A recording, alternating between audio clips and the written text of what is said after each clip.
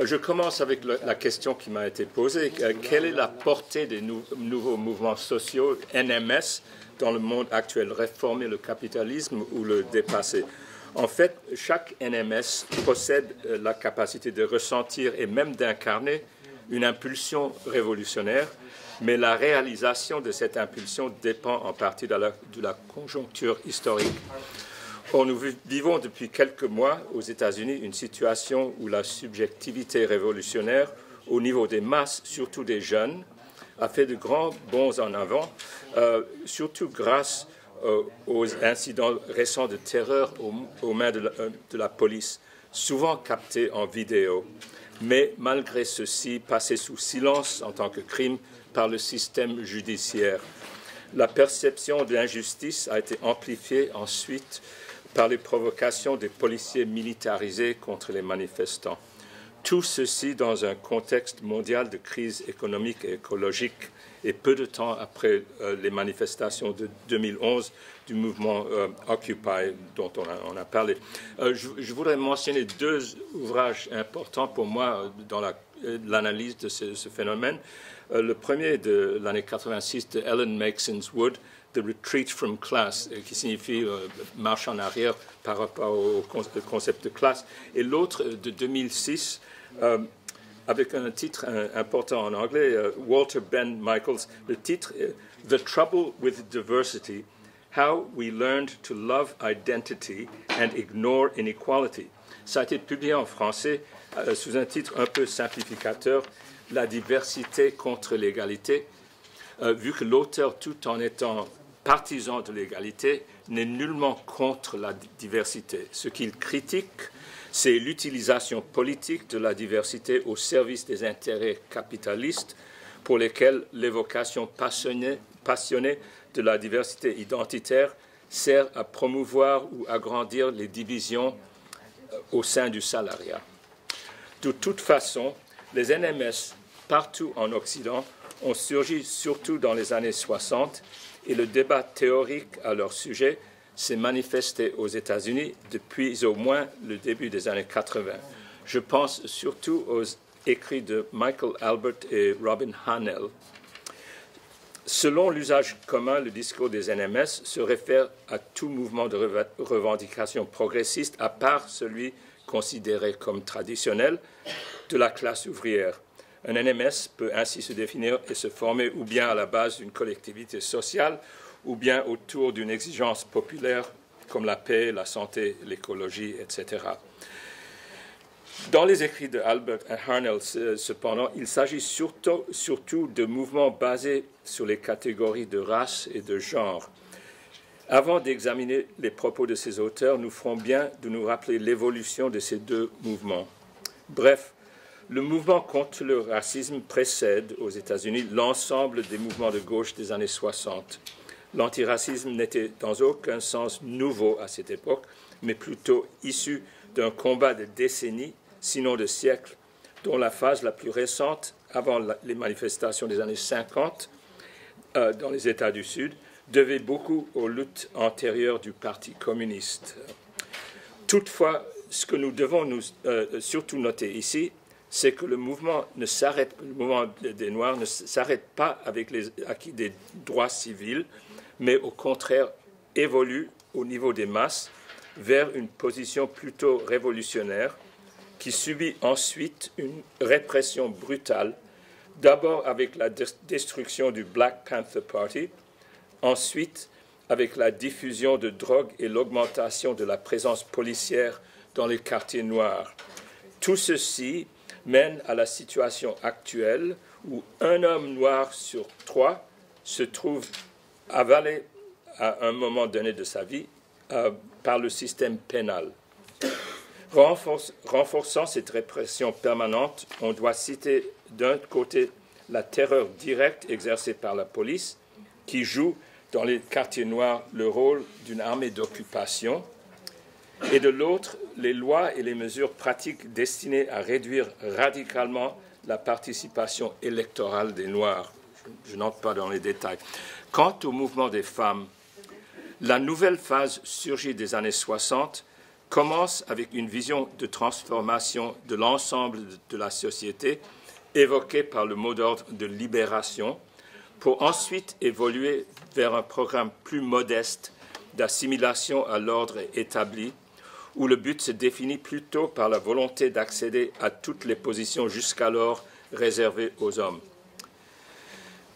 Parallèlement avec la contre-attaque contre le mouvement des Noirs, il y a une contre-attaque contre les acquis féministes, surtout à partir de l'accession en 1981 du président Ronald Reagan.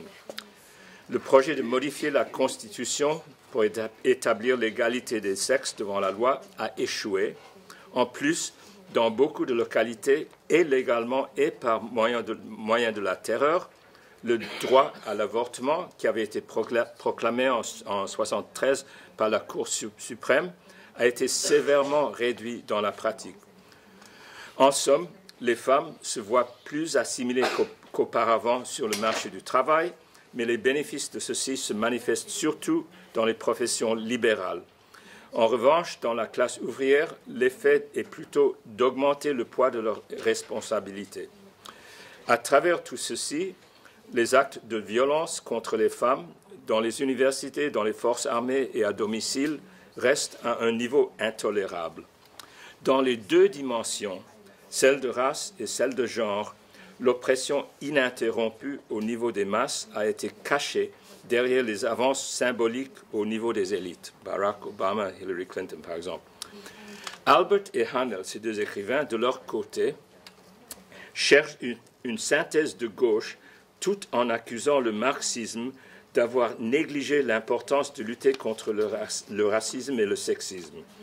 Leur analyse est une des premières expressions théoriques de ce que nous appelons maintenant intersectionality, c'est-à-dire qu'ils conçoivent les relations de race et de genre comme étant tout aussi fondamentales dans la constitution du pouvoir que les rapports de classe.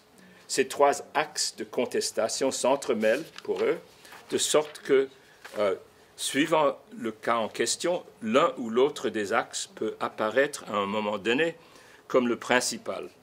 Certes, les axes d'oppression peuvent aussi bien agir en combinaison pour multiplier, dans certains cas particuliers, l'effet total. Mais ce qui n'est pas admis, c'est l'idée que la domination de classe traverse tous les autres axes d'oppression. En effet, c'est la visée postmoderne par excellence, selon laquelle chaque forme d'oppression peut servir de point de départ pour un mouvement autonome, vu qu'on ne reconnaît aucune structure d'ensemble et que par conséquent, chaque catégorie de revendication peut tout aussi facilement que n'importe quelle autre définir toute une Weltanschauung et tout un mouvement. Voici où nous pouvons aborder directement la question qui nous a été posée. Réformer le capitalisme ou le dépasser? En principe, à mon avis, chaque NMS, chaque nouveau mouvement social, a la possibilité d'être ou réformiste ou bien révolutionnaire. Tout dépend des interprétations variées que font ces militants de l'histoire et de la structure fondamentale de la forme d'oppression en question. Bien entendu, nous devons éviter de confondre le cas de tel ou tel NMS avec une théorie des NMS dans leur ensemble. La théorie des NMS donne à chacun de ces mouvements, aussi bien qu'à la classe ouvrière, un poids égal. La classe des travailleurs, bien que constituant la vaste majorité de l'humanité dans toute sa variété démographique et culturelle, ne s'exprimerait primordialement, selon cette perspective, que dans l'organisation syndicale. L'organisation syndicale, à son tour, ne constituerait qu'un seul mouvement social entre tous les autres. Chacun des mouvements se définit ainsi, selon cette perspective, par une seule préoccupation. On se demande bien comment envisager concrètement la totalité de la classe ouvrière tout en prétendant que la masse qui la compose est privée des attributs de différenciation, de sexe, de race, de religion, de domicile, etc., qui nous permettent de situer ses membres en tant qu'individus. Cependant, cette manière de voir les choses faisant séparation entre la position de classe d'un individu et tout autre trait reste assez répandue aux États-Unis. Elle s'exprime dans le genre de discours politique où on dit que la classe des travailleurs en tant que telle ne s'intéresse que aux questions d'emploi et de salaire. C'est le discours typique de la bureaucratie syndicale aussi bien que des masses médias dans leurs enquêtes d'opinion publique et des dirigeants des deux grands partis politiques.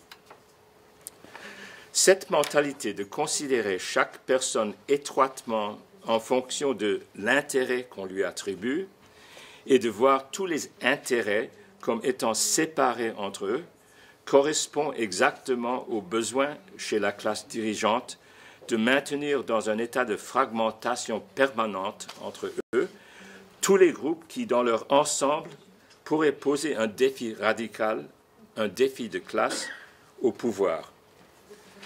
Les NMS ne sont pas obligés de se prêter à un tel scénario, mais pour le surmonter, chaque mouvement aura besoin de développer une vision au-delà de ses revendications immédiates. Voici donc le premier pas de tout mouvement de base vers le dépassement du capitalisme. Mais qu'est-ce qui détermine même la possibilité de ce premier pas? Et y a-t-il certains d'entre les NMS chez qui une telle évolution est plus probable que chez certains autres? En considérant cette dimension, on est poussé à s'interroger sur la composition de classe des NMS respectifs. En effet, un soi-disant secteur NMS, comprenant plusieurs classes sociales, tend à se diviser suivant les intérêts de classe de ses membres. Ceci s'est nettement produit dans le cas du secteur afro-américain, où la minorité privilégiée s'identifie facilement avec la bourgeoisie, tandis que la majorité est très ouverte aux appels progressistes et même révolutionnaires. Je pensais surtout, par exemple, au début de l'invasion d'Irak, où la population totale des États-Unis appuyait la position du gouvernement, tandis que parmi les Noirs, c'était en grande majorité contre cette invasion, pour indiquer. De telles divisions se sont amplifiées pendant les dernières années aux États-Unis. La correspondance des attitudes avec les positions de classe n'est pas parfaite, mais dans la mesure où un tel clivage en termes de classe s'est produit à l'intérieur d'un mouvement, on peut dire que le mouvement soi-disant défini sur la base de race s'est rompu. La grande majorité des Noirs aux États-Unis, bien plus grande en termes de pourcentage que chez les Blancs, fait partie de la classe ouvrière et sait très bien, malgré toute la férocité du racisme, que le seul fait d'être une minorité avec des traces africaines ne suffit pas pour expliquer leurs conditions. Il y a un nombre suffisant de black faces in high places pour démontrer que ce qui compte surtout, c'est la position de classe. Dans les autres NMS, on voit moins clairement un tel clivage. Dans les mouvements multiples des femmes, par exemple, il existe des points de vue révolutionnaires aussi bien que des points de vue réformistes, mais ces positions ne correspondent pas aussi nettement que parmi les Noirs à des positions équivalentes dans la hiérarchie sociale. La société capitaliste actuelle accepte plus facilement le progrès dans les domaines de genre et de sexualité que dans celle de race. Malgré la continuation de l'oppression sexiste, il est certain que les femmes ont beaucoup avancé dans les professions et il y a également eu un progrès notable, bien qu'insuffisant, dans l'acceptation et le respect accordé aux minorités sexuelles, aussi bien qu'aux personnes handicapées. La catégorie de race, par contre, s'est définie depuis le début par rapport aux relations de travail. La diminution radicale de l'emploi ne signifie pas une diminution correspondante de la classe des employés. Au sein de cette classe, les pires effets de la crise économique se font sentir chez les minorités, notamment les Noirs et les Latinos, y compris les sans-papiers, dans la mesure où les membres de ces groupes se trouvent exclus du marché du travail ou défavorablement situés dedans, ils se voient suropprimés de diverses façons par les forces de l'ordre. Par conséquent, ils terminent souvent en prison, où l'impulsion vers une prise de conscience révolutionnaire se multiplie fortement.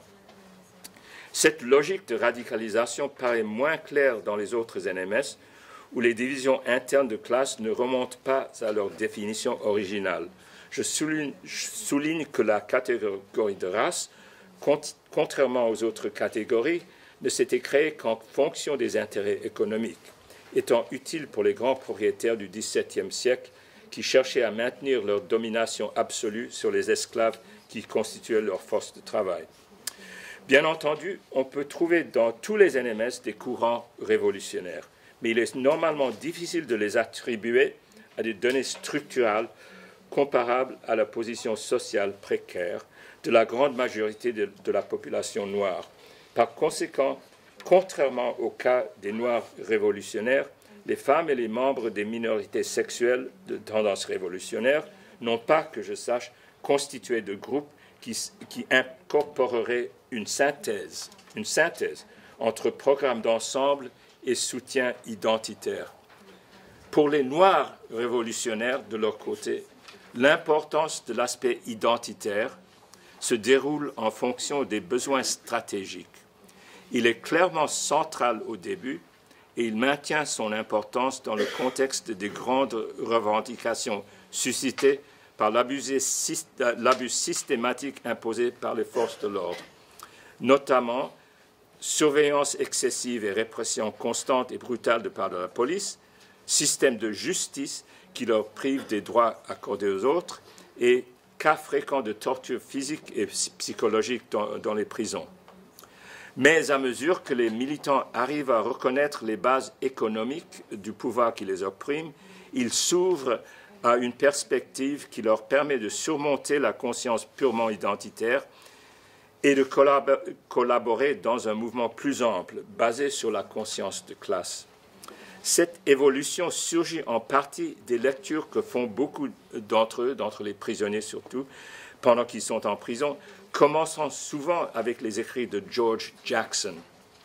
Et ça surgit en partie de ces lectures et en partie de leur participation, ceux qui ne sont pas en prison, dans les revendications économiques, comme les manifestations à faveur d'un salaire minimum de 15 $ par heure, dont les participants représentent une bonne variété démographique.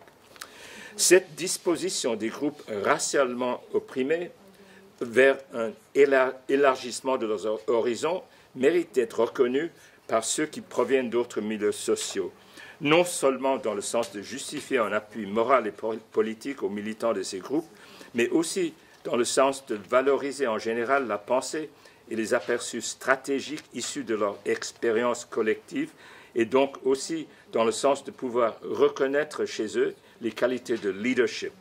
Ceci s'est d'abord montré, bien que brièvement, autour de Martin Luther King, Malcolm X et Fred Hampton, tous assassinés entre les années 65 et 70.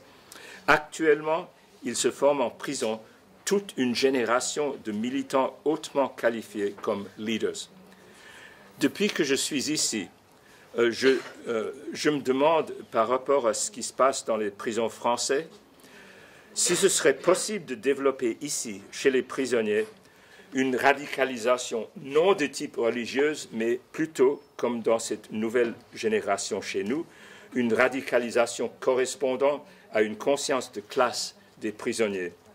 De toute façon, il s'agit ici de situations concrètes où un NMS vise le dépassement du capitalisme, mais tout en reconnaissant que l'NMS en question fait partie d'un mouvement plus large qui incorpore à son tour une visée aussi bien écologiste qu'anticapitaliste. Merci.